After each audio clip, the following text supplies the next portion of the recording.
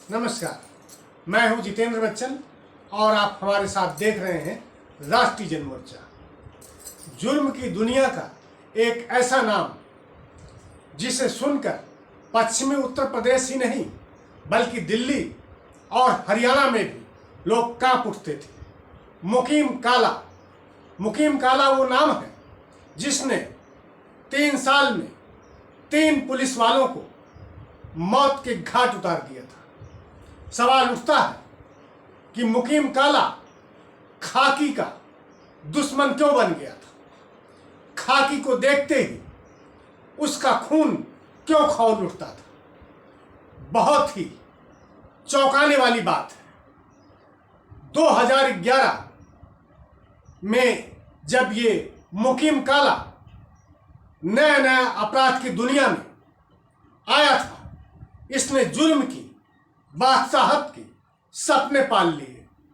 इसने अपना गुरु बनाया, मुस्तफा उर्फ कग्गा ने इसको अपराध की दुनिया में वो गुर सिखाए, वो जानकारियां दी जो शिक्षों के पीछे जाती है या फिर फांसी के फंदे तक पहुंचाती है। लेकिन मुकीम को इस बात का डर नहीं था। वो तो ये समझता था कि मैं जराइम की दुनिया का एक दिन बादशाह बनूंगा। लेकिन अपराधी ये भूल जाता है कि वो जो जुर्म कर रहा है उसकी सजा सिर्फ और सिर्फ मौत होती है। मौत देने वाले जो भी अपराधी होते हैं वो इस बात को अच्छी तरह समझ लें कि उनके जुर्म का हिसाब किताब कानून हर हालत में रखता है और उसके किए की सजा भी देता है। मुकीम के साथ तो ये नहीं हुआ, लेकिन जिसने उसकी हत्या की वो भी एक अपराधी था और चित्रकूट की जेल में पिछले दिनों उसने मुकीम को 17 गोलियां मारी। उस अपराधी का नाम था अंशु दीक्षित था। उसी ने चित्रकूट की जेल में मुकीम की हत्या की थी। अब सवाल यह उठता है कि मुकीम अपराधी क्यों बना? जराइम की दुनिया का बेताज बादशाह कैसे बना? दरअसल 2011 में जब मुस्तफा उर्फ कग्गा की हत्या कर दी गई, तब उस गैंग का मुकीम सरगना बन गया। सरगना बनते ही इसके हौसले इतने बढ़ गए कि इसने सहारनपुर में 8 दिन के अंदर 8 व्यापारियों को मौत के घाट उतार दिया। लोग कांप उठे। कैराना के व्यापारी पलायन करना शुरू कर दिया। लोग सोचते नहीं थे कि हम सहारनपुर में कैसे जिंदा रहेंगे। इसने रंगदारी मांगनी शुरू कर दी। व्यापारी वर्ग जितना था घबरा गया। किसी के समझ में नहीं आ रहा था कि यह कैसे काबू में आएगा। इसी बीच लोग कहते हैं कि जब आदमी जुर्म की दुनिया में चला जाता है या अपराध की तरफ बढ़ जाता है, उसके पांव दलदल में धंस जाते हैं, तो उसके 3 कारण होते हैं। जर्म और जोरू या फिर जर जोरू जमीन, यो कह सकते हैं। जर जोरू जमीन के चक्कर में ही अक्सर लोग अपराधी बन जाते हैं या घटनाएं घटती हैं। मुकीम भी इन्हीं तीनों में से एक का गुलाम हो चुका था।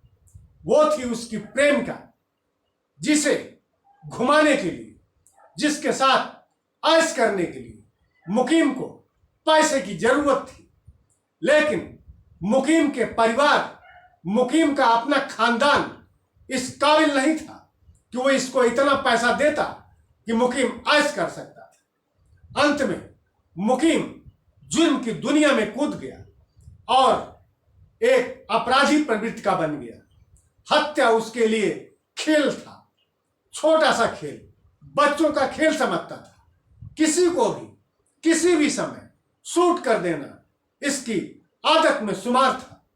ये ऐसा अपराधी था जिससे लोग कांपते थे।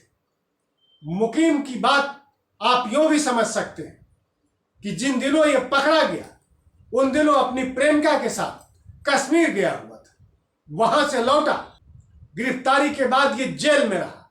जेल पहुंचते ही और भी इसने जुर्म की तमाम वो दांव पेच सीख लिए जिसके बल पर एक अपराधी अपने आप को बेनकाब नहीं करता, बल्कि उसका जुर्म इस कदर बढ़ेगा कि लोग उसके एक इशारे पर पैसों की बरसात कर देंगे। मुकीम ने भी जेल से जब जमानत के बाद बाहर आया तो रंगदारी का काम शुरू कर दिया। इसके गुर्गे, इसके गैंग के साथी एक एक करके उसके नाम पे पश्चिमी उत्तर प्रदेश, हरियाणा और दिल्ली में रंगदारी मांगने लगे। लोग तंग आ गए। पुलिस इसको तलाशती रहती थी लेकिन पकड़ में नहीं आ रहा था। इसने सहारनपुर में सीओ के एक गनर को, जिसका नाम राहुल ढाका है, उसकी सरेआम दिन दहाड़े हत्या कर दी। उसके बाद उस राहुल की जो असलहा था, जो गन थी, उसे लेकर के फरार हो गया। लोग बताते हैं, पुलिस भी कहती है कि मुनीम के पास AK-47 होती थी।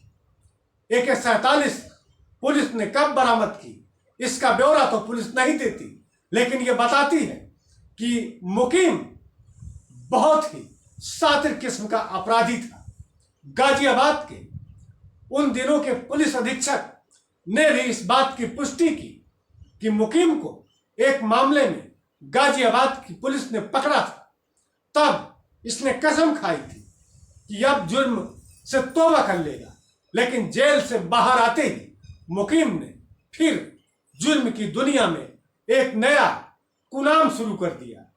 हम सन्नाम तो नहीं कह सकते, लेकिन यह बदनाम होता चला गया। मुकीम की बादशाहत लगातार कायम होती रही।